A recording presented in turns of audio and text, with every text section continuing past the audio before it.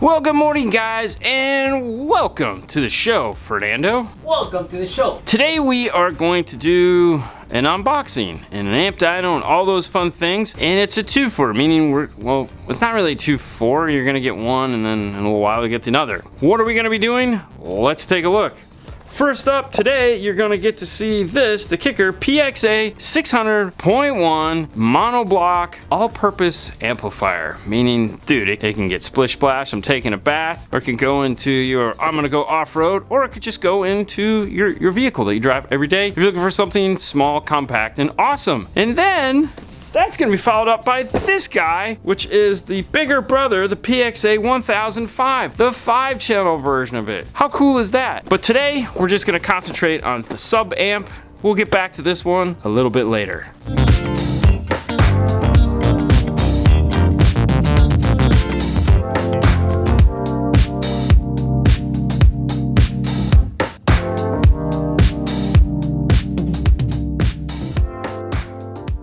One of the things I love about doing unboxings is the amount of effort the manufacturers put into the boxes themselves. Some, like Kicker here, just go crazy and put a ton of graphics and logos and information all over their box. Whereas others, you know, minimalist is best. It's kind of a look into the idea of what the company is trying to portray is looking at their boxes. Kicker wants you to know that when you buy their product, it's all about having a good time. That's on all their boxes. There's always the two pictures, there's always the picture of the amplifier, and then there's a color that denotes what series this thing is all about. In this case, apparently there's grayish colors for the PXA. And with that, let's take a look at everything we can get from just this one side. For one, we know it's a 50th anniversary product. We know that it's 1 ohm stable. We can look over here and see that this has an IP66 protection rating, as well as an IP67 protection rating, and that is for all sports, which says waterproof. So we have a motorcycle, a boat, and an ATV. How cool is that? And then we have signature Kicker sound. I don't know what it is, but they made a logo and it's pretty cool. Kicker power always exceeds rated power. Ooh, that's just straight up a call out saying, hey man, this thing is gonna do more than whatever it's rated at. Okay, cool. We'll see. We're gonna dyno this thing, so we'll know in a minute. Looking down here, mono subwoofer amplifier. Straight up tells you this is a mono. That means it's a 1-channel amplifier. This is not for running highs. It is a subwoofer amplifier. It's amazing, like what you can glean from just the box. Sliding over here, 850 watts dynamic power. Now, every manufacturer likes to put something like this on a box. I don't put a lot of faith into it. I like to, you know, this is the one I'm looking at, 600 watts of RMS power. This is the one I want this thing to do. This is the one that matters. This is the one that we're paying for. This dynamic power, you know, cool, put it on there. If it does it, great. I want to put a piece of gray tape over there just because I don't care about that one. I care about this is what this is going to do all the time. So much so that it's called the 601 because it's a 600 watt amp. Some manufacturers feel the need to do that, and that's fine. I just wish they didn't feel the need to do that. And then we have all this small print down here that tells us a whole bunch more stuff. So waterproof design with IP66-67 certification, kind of like the top we saw earlier. Ideal for UTVs, space challenge, off-road vehicles, and marine applications. 1 ohm stable. And then the rest is in foreign languages that, you know, you may need to read. Turning it up on its side, we get that same amount of print, very similar, picture gray. Going to the other side, same thing. Back side, there is not a side on this that isn't telling you what you're buying, except for this side where it's gonna tell you the serial number, which is kind of important. Flip it over to the back side, and this is usually where a lot of information can be gleaned if this is what they're going for. Now, one of the most important things that is on this box, well, there's all of this, which is really cool, but it's this right here. This is the actual physical dimensions of the product, all the way to the outside to all the plugs.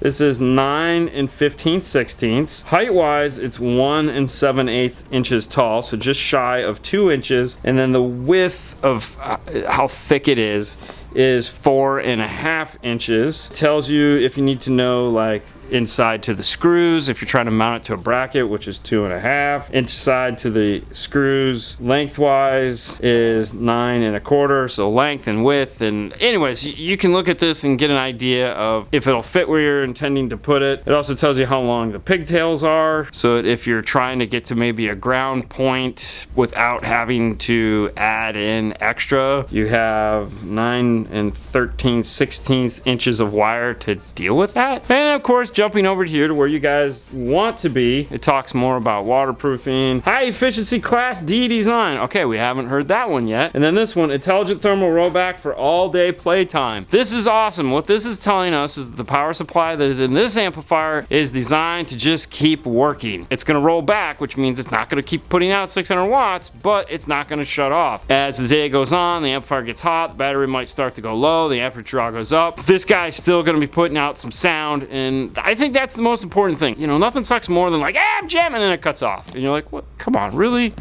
Killing my vibe. All day playtime is telling you, not gonna kill your vibe. Included, convenient, solderless, crimpless couplers for power and ground. I don't know, we'll figure out what that is once we get inside of here. RMS power watts, 14.4, played at 50 hertz. 1 ohm, 600 watts, 2 ohms, 500 watts, 4 ohms, 300 watts. Frequency response is 25 to 200 plus or minus 3 dB. Input sensitivity for RCAs is 125 millivolts up to 5 volts. And then for high level input, yes, this will do high level, even though it's like, why would you need it? It still will do it, because you might be putting this into a car or something that like you need to use an amplified channel output. This thing will take anywhere between 1 to 40 volts of high level input. That's insane. Selectable crossovers, low pass only, because it is a sub amp. 12 dB. This is a Butterworth crossover, and it uses selectable 60, 80, 100 and 120. It's not a knob, I'm guessing. There must be some kind of a switch. Subsonic filter is at 25 hertz, 24 dB. If you're looking for something that doesn't have a subsonic filter, then this is not your amplifier, because that is not selectable. It comes on. Makes sense for something this small, and also the power consumption that this needs to have in order to play all day long. Kicker EQ, bass boost, 40 hertz at 0 to 6 dB. That is the standard bass boost for Kicker. They do 6 dB. That's it. The remote control is optional. It's this guy right here, which is the CX ARC remote control. Now that we've looked at pretty much everything there is to see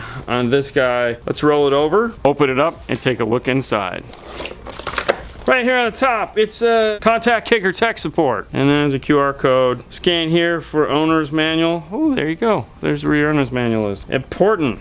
Should always read something that says important. Kicker recommends a professional installation performed by an authorized retailer. You are solely responsible for safely mounting and wiring your products. On the back side here, it has some of the basic wiring instructions. The blue speaker wire is positive, the black speaker wire is negative, blue is positive, black is negative, remote turn on, your remote bass input, your RCAs. Down here it shows there's a removable panel. It gives you a blowout of the removable panel. It tells you that this needs a 80 amp fuse for the 600 and a 40 amp fuse for the little tiny 300. So a lot of information is on this. This is quick information. Like, for the most part, this is what you need to know, is how do these dip switches work, where's the gain, high level input, where it's at, what size fuse I need. Next up, we have a piece of foam that is protecting the top of the amplifier. Before we get to the amplifier, there is a little connector over here. Oh, these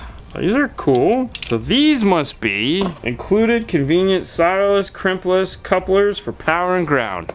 That's what these are. So you squeeze little sides like this, comes out, and inside, yep, we have one end here, convenient case all around it. That makes things pretty sweet. All right, that's good to know. And of course we have 2 of them. They have a cool little Kicker logo on them. Now for the amplifier itself, comes in a bag.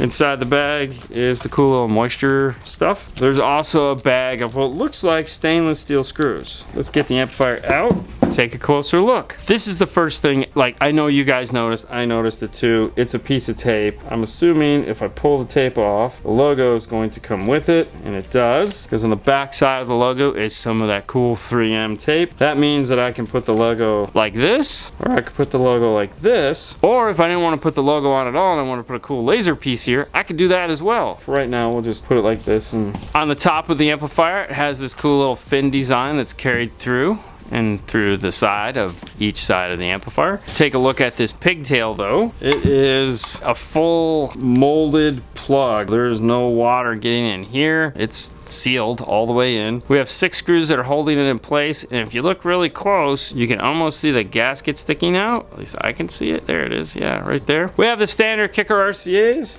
Says sub right, sub left. Blue wire here with a solder tip is the remote turn on. This is our capped cover for our bass knob. Has a little pull tab here. You pull it and you get inside and you see the cool little 1/8 inch. Sub wire, blue is positive, black is negative, and they are tinned. And then our 2 power and ground. Black is ground, blue is power, and they have tinned tipped as well. Let's get an idea of what this is supposed to look like. Obviously we need to put one of these over here first before we start. This is a 3mm Allen key. Okay, that goes like that. Okay, yeah, and so this will go over the end like this. This will come in like that.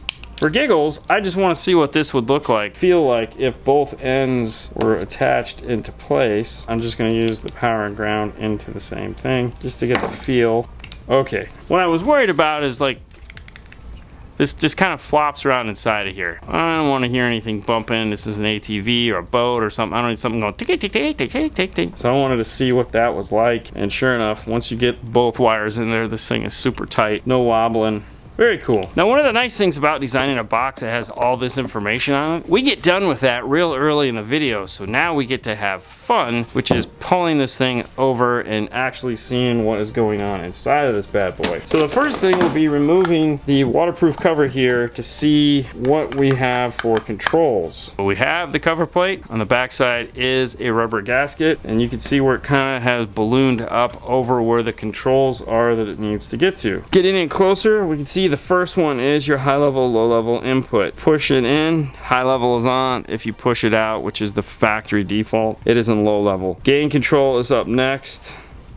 Very smooth, easy to rotate. It does not click or anything like that. It just spins back and forth. Anytime you're installing an amplifier for the first time, I strongly recommend you start with your gain all the way down. Next up, we have a 4 dip switches here. The factory default is 2 down and 2 up. So if we come up here to our key, on is down, so 1 and 2 are on, and we see that is a low pass filter of 120 hertz. So straight out of the box, this has 120 hertz on, which is a safety thing. We have the choice of if we go 1 off, 2 on is 100 hertz, both off is 80 hertz, 1 on and 2 off is 60 hertz. And then 3, if it is on, is a plus 6 dB boost. If it is off, it is a 0 dB boost. So where it sits right now, it is off. And then the 4th is not used for anything as of right now. So there we go. That is pretty simple, easy to do.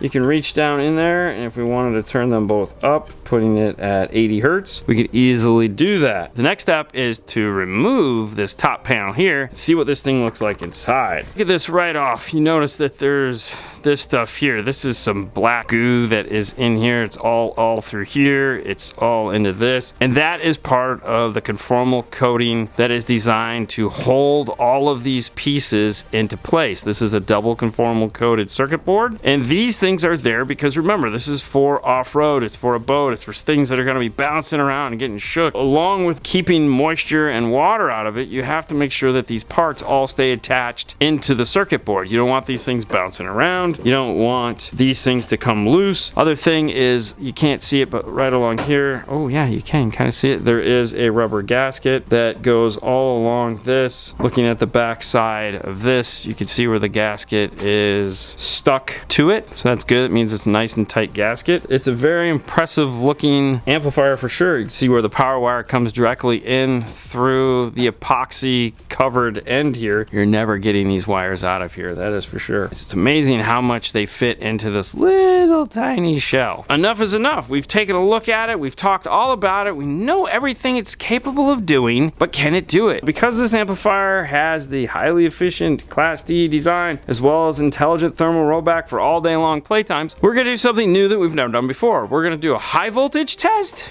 and we're gonna do a low voltage test so we can kind of get an idea if we are in a perfect environment and our batteries are topped off and ready to go, what kind of power does this thing do? As well as, hey, it's 5 o'clock on a Sunday and we've been jamming this thing out all day. What kind of power can we expect to be getting out of it at that point? Let's head over to the dyno and we'll take a look and see what this thing does. First test, certified dyno run, 1 ohm. That is 715 watts. Let's reset and run it at lower voltage. And at the lower voltage, we get 571 watts. Next is the high voltage uncertified dyno run at 1 ohm. And that yields 811 watts. Low voltage run,